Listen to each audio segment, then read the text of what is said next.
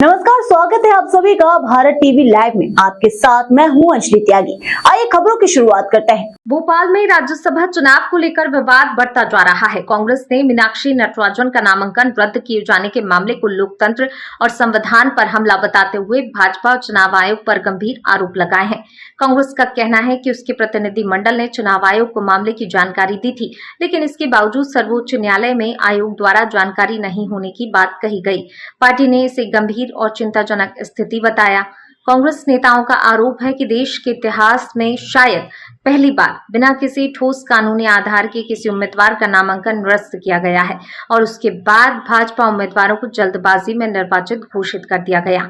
Party का कहना है ये केवल मीनाक्षी नटराजन का मुद्दा नहीं, बल्कि संविधान, लोकतंत्र और निष्पक्ष चुनाव प्रक्रिया की रक्षा का प्रश्न है। कांग्रेस विधायक दल ने ऐलान किया कि इस मामले को लेकर सड़क, सदन और राष्ट्रपति भवन तक संघर्ष जारी रहेगा। देखिए, अब आप समझते हो कि सुप्रीम कोर्ट को समय पे मेरे ख्याल से इस पे करना चाहिए। कई ऐसे मामले हैं जो सुप्रीम कोर्ट कई रात तक चली।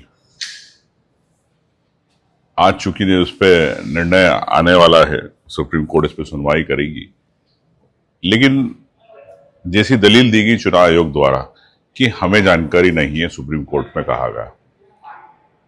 2 दिन पहले जब सुप्रीम कोर्ट में लगा, उसके पहले चुनाव आयोग को कांग्रेस का डेलीगेशन मिला।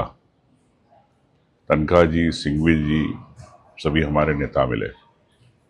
तो क्या चुनाव आयोग को जानकारी नहीं? ये बड़ी आश्चर्य की बात। पूरे देश को भ्रमित किया जा रहा है, प्रदेश को भ्रमित किया जा रहा है। और देश में जब ये पहला मामला है कि बगैर केस के एक फॉर्म रिजेक्ट किया गया, तो इससे स्पष्ट है कि चुनाव आयोग नहीं चाहता देश में लोकतंत्र है, और ये लड़ाई लोकतंत्र को बचाने की है।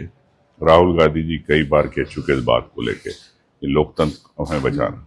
अब देश में जनता को यह तय करना है कि हमको हमारी आज़ादी चाहिए कि नहीं चाहिए, क्योंकि चाहे मीडिया हो, चाहे आम जनता हो, आजकल आप देखते कि सोशल मीडिया में कोई डालता है तो उस पर केस हो जाता है।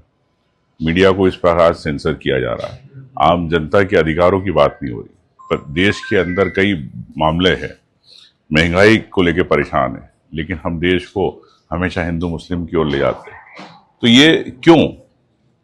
क्या भारतीय जनता पार्टी सिर्फ हिंदू मुस्लिम के नाम पर चुनाव जीतना चाहती है? क्या सिर्फ तोड़ फोड़ करके सिर्फ बहुमत के आधार पर कोई बिल पास कराना चाहती है? तो ये क्यों कराना चाहती है? क्या सिर्फ इन्हीं का राज रहेगा? क्या देश में आम जनता की अभिव्यक्ति नहीं रहेगी?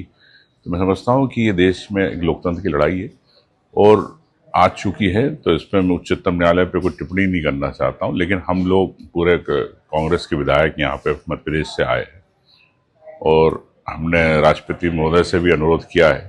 अभी तक तो समय दिया नहीं, लेकिन हम प्रयास करेंगे उनसे भी करने।